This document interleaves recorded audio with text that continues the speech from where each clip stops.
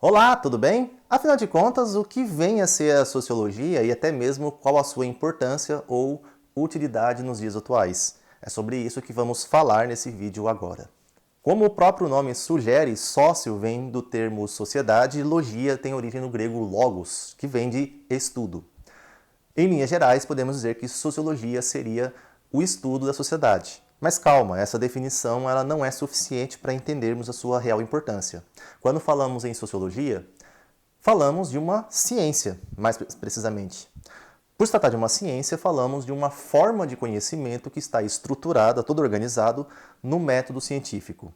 É uma ciência relativamente recente, ela teve origem no decorrer do século XIX, no auge, aí, digamos, da segunda revolução industrial, mais precisamente no interior de um movimento filosófico que ficou conhecido como positivismo. Movimento esse que tem origem no pensamento do filósofo francês Auguste Comte e que está sustentado naquele que ficou conhecido na época como darwinismo social. Nossa, que palavrão difícil esse, afinal de contas, o que vem a ser isso? Com certeza você já ouviu falar de Darwin, não é mesmo? Darwin é um pesquisador no ramo da biologia responsável pela chamada teoria da evolução natural. Segundo ele, à medida que os tempos foram passando, à medida que as eras foram se substituindo, sendo substituída pelas mais recentes, também os organismos foram evoluindo de tal maneira que alguns evoluíram mais, outros evoluíram menos, e até mesmo alguns organismos deixaram de existir, eles foram extintos, simplesmente pelo fato de que eles não estavam aptos à evolução, eles não estavam aptos à mudança natural das coisas, ao ciclo natural das coisas. Pois é, nessa teoria da evolução natural de Darwin, que nós temos lá na biologia, pensadores do ramo da antropologia, até mesmo das ciências sociais, no ramo da filosofia, apropriaram esse conceito para interpretar sobre a evolução da vida social. Falamos sobre a evolução humana, sobre o nosso desenvolvimento enquanto espécie humana, só que também inseridos em um contexto um pouco maior, que é o contexto da coletividade, que é o contexto da vida em sociedade.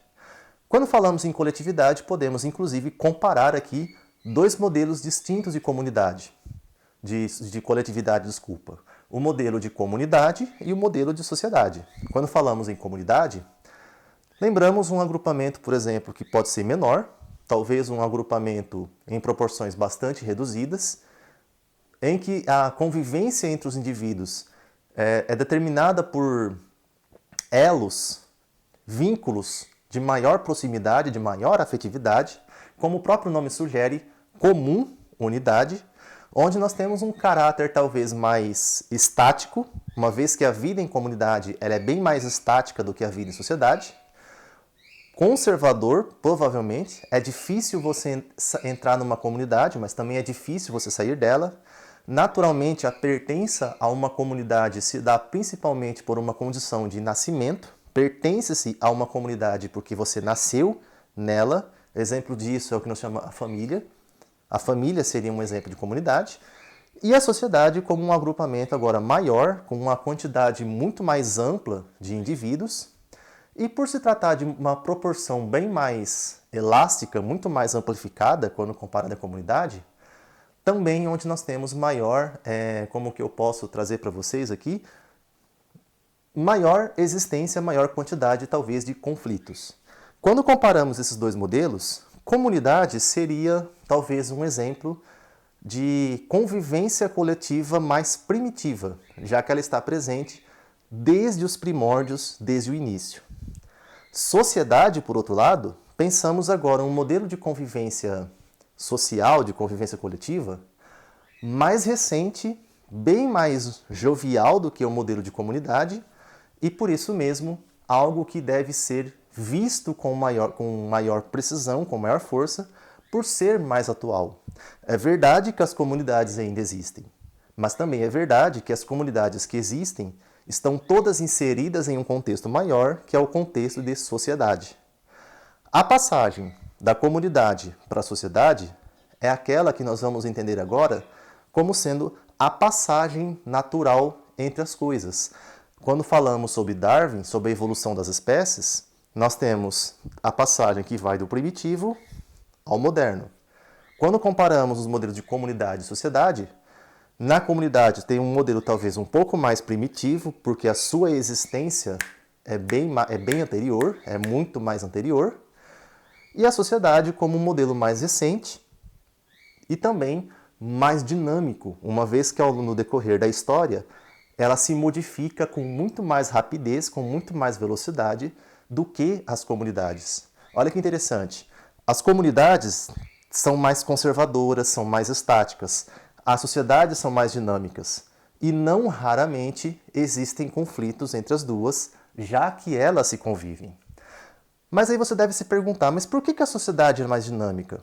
Porque ela está mais sujeita às ações do tempo e, semelhante à evolução natural, à evolução das espécies, todas as modificações presentes no mundo, todas as modificações, incluindo naturais, refletem diretamente na vida em sociedade. É por isso que estudar, compreender cada um dos pilares, cada uma das estruturas que fundamentam a vida em sociedade é sempre desafiador. É daí que nós temos agora a necessidade de uma ciência. Isso em se tratando de uma mentalidade do século XIX, que é quando a sociologia foi fundada enquanto um status de ciência. E olha que interessante, no período da sua fundação, a sociologia traz uma grande familiaridade com as ciências naturais. Até porque, desde o início do vídeo, que eu estou colocando para vocês o comparativo da sociologia com a evolução das espécies. O darwinismo social, também conhecido como evolucionismo social, com a evolução das espécies de Darwin, a biologia com a sociologia. E olha que interessante. A sociologia inicial do século XIX é uma sociologia amplamente fundamentada, dialogada com as ciências naturais, visto que a sociedade daquele momento, segundo a Revolução Francesa, passava por um contexto de transformação, digamos, radical. Nós temos agora, no campo da política, uma sequência de revoluções acontecendo. Se pensarmos na França, século XIX, nós estamos logo após a Revolução Francesa, ainda praticamente vivendo o contexto, respirando a atmosfera da Revolução Francesa. Se pensarmos na Inglaterra, vamos pensar da Revolução Gloriosa. Aliás, um contexto muito maior que tem origem nos conflitos entre coroa e parlamento, que deu origem à Revolução Puritana, revolução essa que posteriormente foi substituída pela República, pela ditadura de Cromwell, que via se tornar depois uma guerra civil, dando lugar, trazendo a restauração da monarquia inglesa com a dinastia Stuart e posteriormente com o reinado de Jaime II, que é quando nós temos E logo após o reinado de Jaime II, desculpa, eu falei errado aqui agora, terminado o reinado de Jaime II, que é quando finaliza a Revolução Gloriosa, Guilherme de Orange, que dá início à República Parlamentar no contexto inglês. Olha quantas transformações está acontecendo. Se saímos um pouquinho da Inglaterra e fomos até os Estados Unidos, temos a independência norte-americana. Ou seja, falamos de um contexto de completa reformulação, de completo rearranjo, de reorganização social, que atinge também o campo dos meios de produção. Nós temos as revoluções industriais agora acontecendo. Com as revoluções industriais, nós temos também maior inserção populacional nas concentrações urbanas, que antes eram rurais, agora muito mais urbanas, o surgimento de um novo grupo, de uma nova camada populacional, que são a classe operária, os grupos operários, e como consequência também o acirramento dos vários problemas sociais que decorrem de todas essas modificações. Ou seja, o modelo de sociedade que encontramos a partir desse contexto é um modelo completamente diferente, muito mais abstrato, por sinal, muito mais complexo do que os modelos conhecidos até aquele momento. Nós não falamos mais de um modelo de produção, por exemplo, puramente artesanal. A manufatura é uma produção, um modo de produção, digamos, moderno, quando comparado ao artesanato medieval ou antigo. Porém, a maquinofatura, que deu origem às revoluções industriais, reformulam de uma maneira quase que radical a manufatura. E assim nós temos uma sociedade completamente nova. Compreender os fundamentos dessa sociedade não se dá de maneira mais tão simples como tínhamos antes. É por esse motivo, então, que cabe a existência de uma ciência estruturada, um conhecimento estruturado no método científico, a partir da observação dos fenômenos, da coleta de dados, da comparação de estatísticas e até mesmo de previsão das reformas necessárias. Olha que interessante. Quando falamos em sociologia hoje, século XXI, é comum que algumas pessoas associem ela a uma forma de pensamento reacionário, talvez de esquerda ou até mesmo de algo revolucionário, no sentido marxista. Porém, na sua origem histórica, na sua origem cronológica, a sociologia não tem nada de revolucionária, não tem nada de esquerda e muito menos de marxista. Pelo contrário, Karl Marx sequer é sociólogo. Karl Marx ele é um filósofo. É que as reflexões que ele trouxe para aquele momento, para aquele contexto, foram de tal importância para aquele momento que ele acabou sendo atraído, abstraído para dentro dos estudos das ciências sociais.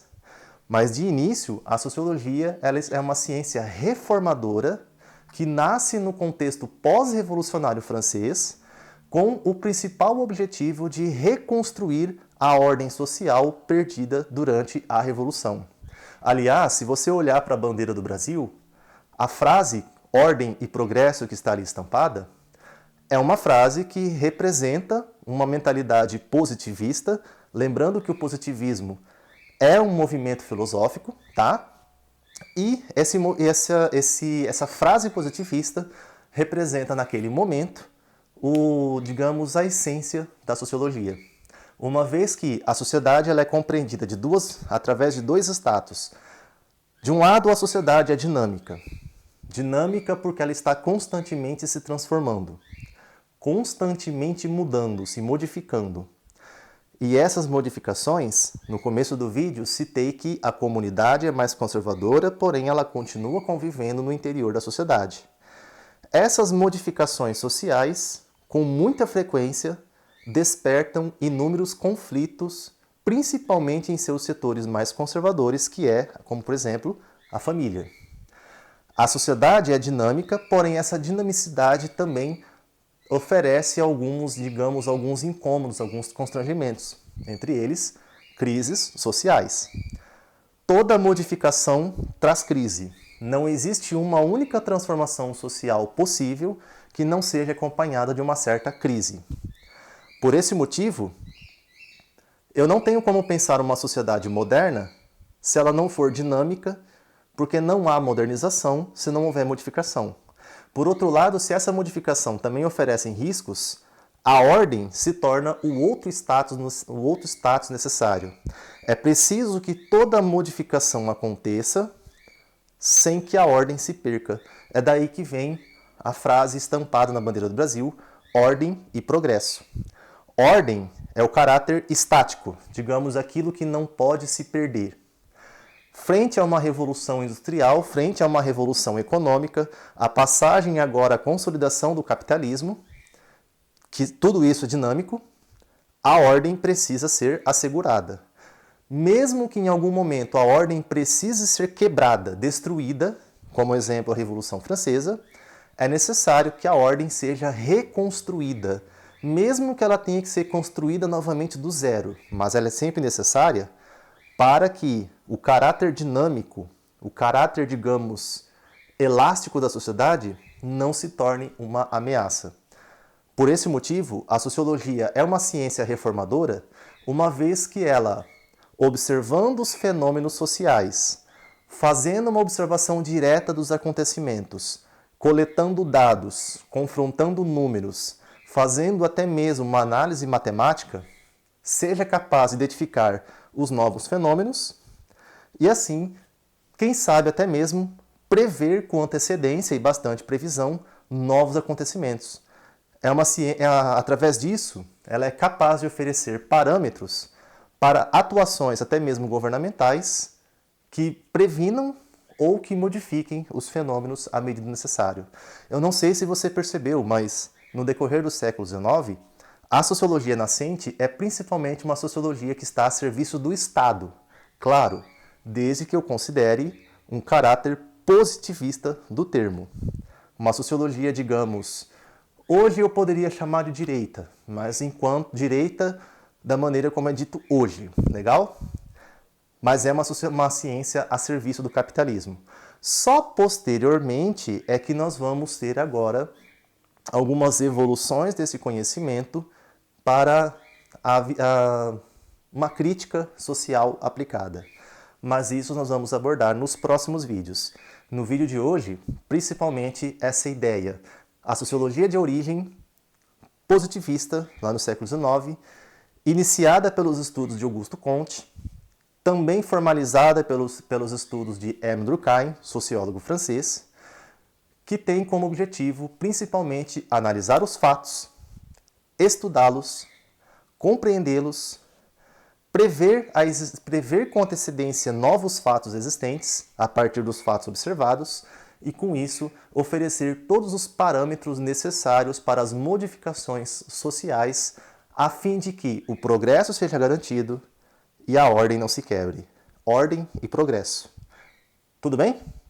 Então, se você gostou, fique atento, porque em breve estaremos de volta com novos vídeos aprofundando agora essa reflexão.